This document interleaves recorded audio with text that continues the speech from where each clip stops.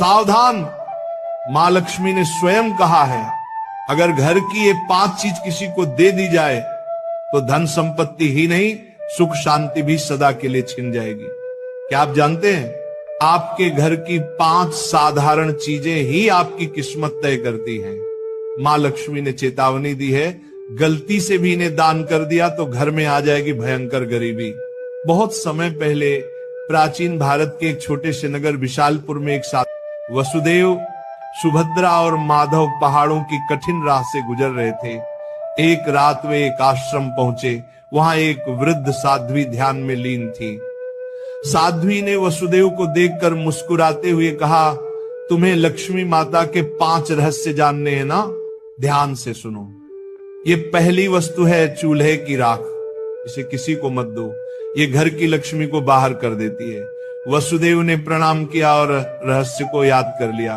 दूसरे दिन वे आगे बढ़े।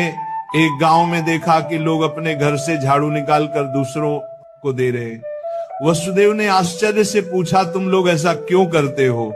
एक युवक बोला, हम मानते हैं कि पुराना झाड़ू देने से दरिद्रता चली जाती है। लेकिन तभी आकाश में गड़गड़ाहट हुई, जैसे स्वयं माता लक्ष्मी बोल रही हो, मूर्खों, झाड़ू लक्ष्मी का निवास है। ये घर की स्वच्छता और समृद्धि का प्रतीक है। इसे बाहर देने से लक्ष्मी घर से चली जाती है। वसुदेव को दूसरी वस्तु का भी रहस्य मिल गया, झाड़ू। तीसरा रहस्य उन्हें एक कुटिया में मिला। वहां एक वृद्ध साधक बैठे थे। उनके सामने दीपक जल रहा था। साधक ने कहा, बेटा, घर का जलता हुआ दीपक या उससे जली हुई लौ कभी किसी को मत दो। ये घर की ज्योति और आयु का प्रतीक है। इसे देने से सुख शांति चली जाती है। वसुदेव ने तीसरी वस्तु भी जान ली। आगे चलते चलते वे एक गांव पहुंचे। वहां एक परिवार ने अपने घर का नमक पड़ोसियों को उधार दिया। उसी रात उस परिवार के यहां कलह मच गई।